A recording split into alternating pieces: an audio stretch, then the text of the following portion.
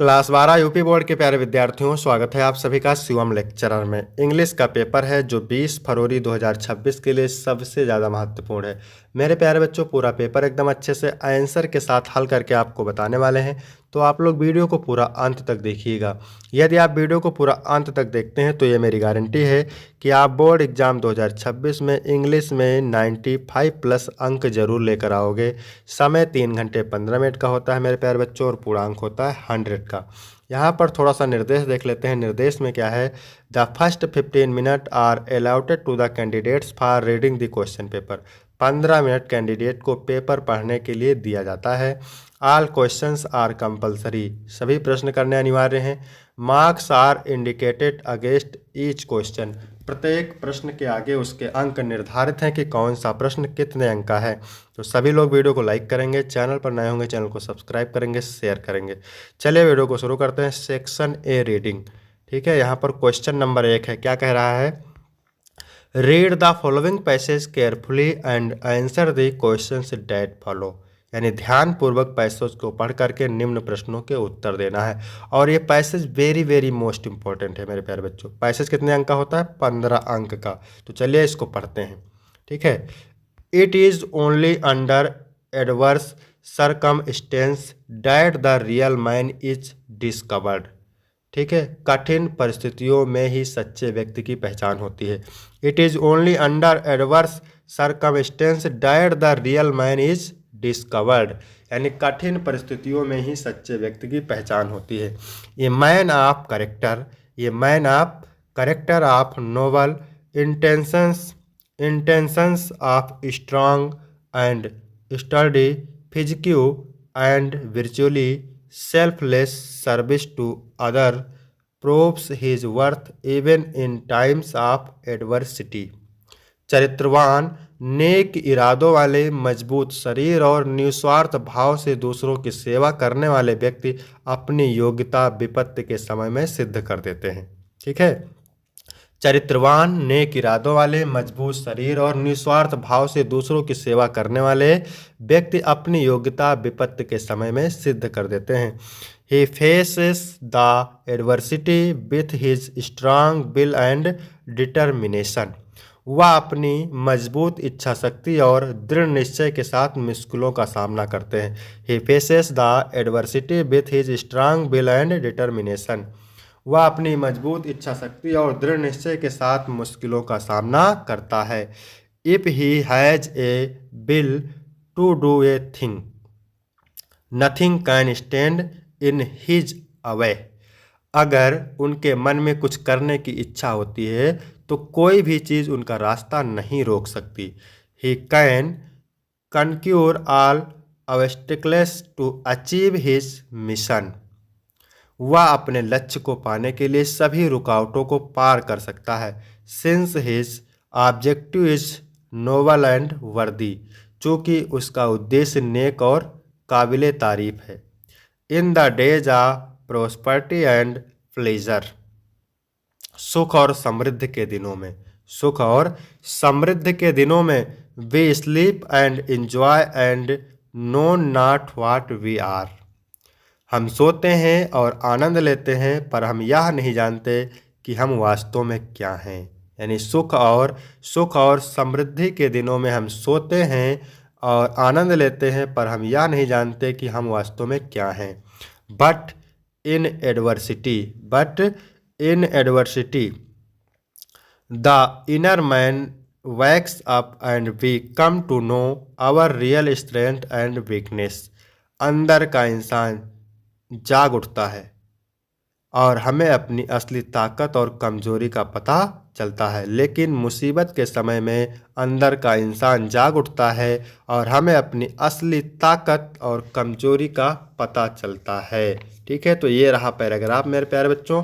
इसका PDF आपको मिल जाएगा। टेलीग्राम की लिंक डिस्क्रिप्शन में, वहाँ से टेलीग्राम ज्वाइन करेंगे आपको PDF मिल जाएगा। इसके बाद मेरे प्यारे बच्चों ध्यान से देखिएगा, मोस्ट इम्पॉर्टेंट है। क्वेश्चन नंबर ए है, when is the real man discovered, यानी असली इंसान की पहचान कब होती है। तो पहली लाइन में आपने पढ़ा था the real man is discovered only under adverse circumstance. असली इंसान की पहचान केवल कठिन परिस्थितियों में होती है। आप दिखा देते हैं आपको पैराग्राफ में, यहाँ पर देखिए, यहाँ से लेकर यहाँ तक आप लिख सकते हैं। तो असली इंसान की पहचान केवल कठिन परिस्थितियों में होती है। इसके बाद बी वाला देखेंगे क्या कह रहा है। What kind of a man proves his worth even in adversity. ठीक है, किस तरह का व्यक्ति मुसीबत में भी अपनी काबिलियत साबित करता है। What kind of a man proves his worth even in adversity, किस तरह का व्यक्ति मुसीबत में अपनी काबिलियत साबित करता है। तो ये man of character, noble intentions, strong physique and selfless service proves his worth in adversity. तो चरित्रवान, नेक इरादों वाला, मजबूत शरीर और निस्वार्थ सेवा करने वाला व्यक्ति ही मुसीबत के समय अपनी योग्यता साबित करता है। तो इसका उत्तर भी आपको मिल जाएगा, आपने पढ़ा था, ठीक है, सीरियल्स। इसके बाद है who can conquers his mission, अपना लक्ष्य कौन जीत सकता है। ये man with a strong will and determination to achieve a noble and worthy objective can conquer his mission. एक मजबूत इच्छा शक्ति और दृढ़ निश्चय वाला व्यक्ति जिसका उद्देश्य नेक और महान हो, वह अपने लक्ष्य को जीत सकता है। इसके बाद है क्या कह रहा है। Explain in your on words the underline portion in the passage. ठीक है, यानी रेखांकित अंश की व्याख्या करना है। यहाँ पर देख सकते हैं आप किसकी रेखा खींची हुई है, उसकी आपको व्याख्या करना है। ठीक है, यहाँ से लेकर यहाँ तक की। तो चलिए देखते हैं इसकी व्याख्या आपको कैसे लिखना है। The underlined part means that during good times, people are often careless and unaware of their true abilities. It is only when facing difficulties that they realize their inner strength and weakness. अच्छे समय के दौरान लोग अक्सर लापरवाह होते हैं और अपनी वास्तविक क्षमताओं से अनजान रहते हैं। केवल मुश्किलों का सामना करने पर ही उन्हें अपनी आंतरिक शक्ति और कमजोरियों का एहसास होता है। ठीक है, इसके बाद क्वेश्चन नंबर ई है, क्या कह रहा है। Finds word from the passage which mean the following. पहला प्रश्न है which word in the passage in the opposite of selfish. Selfish का मतलब होता है स्वार्थी। सेल्फिश का मतलब क्या होता है, स्वार्थी। तो इसका अपोजिट बताना है तो हो जाएगा सेल्फलेस, यानी निस्वार्थ। इसके बाद इसमें दूसरा है which word in the passage means misery. Misery का मतलब क्या होता है, दुख। माइजरी का मतलब क्या होता है, दुख। मतलब है गद्यांश में कौन सा शब्द दुख, मुसीबत का अर्थ देता है। तो एडवर्सिटी, एडवर्सिटी आपको गद्यांश में मिल जाएगा। इसका मतलब क्या होता है, विपत्ति, कठिन समय। इसके बाद अगला प्रश्न है what does the word abstinence mean in the passage, यानी इसका मतलब क्या होता है। ठीक है, ऑब्स्टेकल का मतलब क्या होता है, ऑब्स्टेकल का मतलब क्या होता है, बाधा। ठीक है, हिंड्रेंस लिख देंगे, हिंड्रेंस का मतलब ही बाधा होता है। इसके बाद है सेक्शन बी राइटिंग। दूसरा प्रश्न है right an article essay on any one of the following topics in about 150 word, यानी 100 से 150 शब्दों में आपको आर्टिकल लिखना है और ये मोस्ट इंपॉर्टेंट है, 10 नंबर का है। यहाँ पे pollution problem in India most important है। डाउरी सिस्टम मतलब दहेज प्रथा। यूर विजन इन लाइफ, जीवन में आपका दृष्टिकोण। तो यहाँ पर दहेज प्रथा पे देखने वाले हैं क्योंकि ये वेरी वेरी मोस्ट इंपॉर्टेंट है और इन सब का वीडियो आपको मिल जाएगा। तो यहाँ पर आप देख सकते हैं, चाहे तो आप इसका स्क्रीनशॉट ले लीजिए, नहीं तो आपको इसका PDF मिल जाएगा, आप इसको तैयार कर लेंगे। इसके बाद तीसरा प्रश्न है write a letter to the editor of a national daily showing your concern over high rise in the water tax. ठीक है, इसका मतलब होता है जल कर में भारी वृद्धि पर अपनी चिंता व्यक्त करते हुए किसी राष्ट्रीय दैनिक समाचार पत्र के संपादक को पत्र लिखिए। अथवा write a letter to the principal of your college for a free studentship to enable your to study further. आगे की पढ़ाई जारी रखने के लिए मुक्त छात्रवृत्ति के लिए अपने कॉलेज के प्रधानाचार्य को पत्र लिखिए। तो यहाँ पर हम पहला वाला देखने वाले हैं क्योंकि मोस्ट इम्पोर्टेंट है। ठीक है, तो चलिए देखने कैसे लिखना है। आपको यहाँ पर एड्रेस डाल देना है। ठीक है, आप देख सकते हैं यहाँ पर। फिर सब्जेक्ट डालना है concern regarding high rise in water tax. ठीक है, इतना लिख देने के बाद आपको देख लेना है कैसे लिखना है। यहाँ पे स्क्रीनशॉट ले सकते हैं, आपको सेम ऐसे ही लिख के आना है, आपको पूरा नंबर मिलेगा। ठीक है। इसके बाद सेक्शन सी ग्रामर है, तो चलिए इसको देख लेते हैं। पहला चौथा नंबर प्रश्न है, choose the correct option to answer the following question. 10 अंक, इसमें 5 प्रश्न है, 2-2 अंक के, 10 अंक के हैं। तो पहला क्वेश्चन ये वाला है, the country ruled by a king. ये है वन वर्ड सब्स्टिट्यूशन, यानी वाक्यांश के लिए एक शब्द।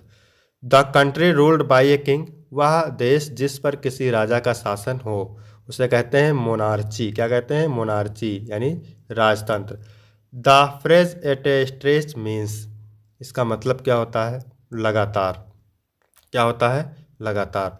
तो इसमें जो है ये वाला दूसरा ऑप्शन राइट हो जाएगा, इसको ध्यान रखेंगे। इसके बाद है तीसरा, द सिनोनियम ऑफ लाउडेबल इज, यानी लाउडेबल का सिनोनियम बताना है। तो इसका राइट आंसर हो जाएगा क्या? लाउडेबल का मतलब होता है प्रशंसनीय, सराहनीय। तो प्रेजवर्दी हो जाएगा, प्रेजवर्दी का मतलब भी सराहनीय होता है। फिर डी नंबर है, which word in the this sentence is an error. One should not misuse his knowledge, should not his one.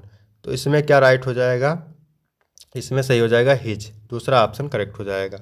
इसके बाद है the antonym of stale is, stale का एंटोनियम बताना है। स्टेल का मतलब होता है बासी और फ्रेश का मतलब होता है ताज़ा। इसके बाद प्रश्न नंबर 5 का ए है, क्या कह रहा है? Change any one of the following in indirect speech. किसी एक का चेंज करना है इनडायरेक्ट स्पीच में। ठीक है। You said to him are you a fool, तो इसको करना है you asked him if he was a fool. ठीक है, एक ही करना है, फिर दूसरा भी देख लीजिए। The teacher said to me go away at once, the teacher ordered me to go away at once. इसके बाद बी वाला है, change any one of the following as directed. Sheila must work hard to succeed, compound sentence में करना है। तो Sheila must work hard so that she may succeed. इसके बाद है बी ईट टू लिव, तो B eat so that B can live. ठीक है। इसके बाद अगला है, change any one of the following as directed. Switch off the fan, passive voice में करना है, तो let the fan be switched off. फिर every rose has a thorn, तो there is no rose without a thorn, negative sentence. इसके बाद D वाला है, correct any one of the following sentences. Madhu is a proudly girl, तो इसमें रहेगा Madhu is A proud girl. ठीक है। ही डाइड फ्रॉम कैंसर, तो ही डाइड ऑफ कैंसर। इसके बाद में है ई नंबर प्रश्न। ठीक है। Use any one of the following pairs of word in your own sentence to make the difference to their meaning clear. ठीक है, इसको आपको करना है। चलिए देखते हैं इसको क्या क्या है इसमें, यानी शब्दों में सूक्ष्म अंतर। बॉर्न और ब्रोन, बॉर्न इसका मतलब क्या होता है? ठीक है। तो बॉर्न मतलब he was born in Delhi, जन्म होता है। Born, male and female flowers are borne on separate plants. इसके बाद है चेक और चेक, चेक का मतलब होता है जांच करना। You must check your pockets before going to school, check का मतलब बैंक का check. This check has been received from the employer, meaning का अंतर है इसमें। इसके बाद 6 नंबर है, translate the following passage in English. ये वाला ट्रांसफर है और वेरी वेरी मोस्ट इम्पॉर्टेंट है, यहाँ पर इसका आंसर भी है, आप देख सकते हैं। ठीक है।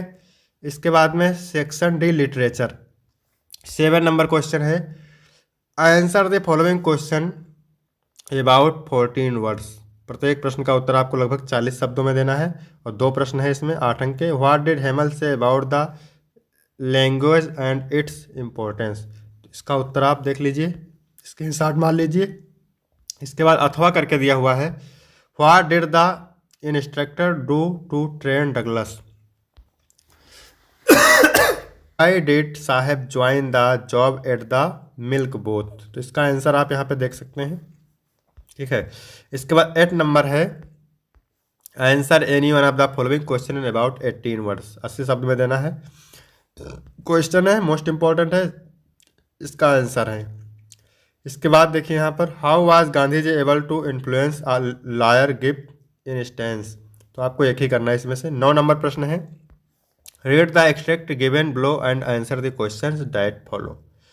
तो ये है पैराग्राफ, ठीक है, पोइट्री का मोस्ट इंपॉर्टेंट है, इसका आंसर आप देख सकते हैं। और कीपिंग क्वाइट कविता से लिया गया है, पाब्लो नेरूडा इसके राइटर है, यहाँ पर आप देख सकते हैं। इसके बाद 10 नंबर प्रश्न है, right the central idea of any one of the following poem. 4 अंक का है, तो इसमें से कीपिंग क्वाइट सेंट्रल आइडिया पढ़ने वाले हैं, मोस्ट इंपॉर्टेंट है, तो इसको आप देख सकते हैं, यहाँ पर स्क्रीनशॉट मार सकते हैं, ठीक है। इसके बाद में है 11 नंबर प्रश्न, answer the following question about 14 words, ठीक है। फिर इसमें देखिए, what was the third level, where was it situated, ये सप्लीमेंट्री का क्वेश्चन है। अथवा who was the tiger king, how was he named it, ये टाइगर किंग कौन था और उनका नाम। फिर बी वाला है, who was Sadao, where was his house situated. अथवा why did the mother of Roger go to the wizard. इसके बाद में है 12 नंबर प्रश्न, answer any one of the following question about 18 words, ठीक है। ये और बी 2 क्वेश्चन दिया है, दोनों आप तैयार करेंगे, मोस्ट इंपॉर्टेंट है, इनमें से आपको एक करना है, ठीक है।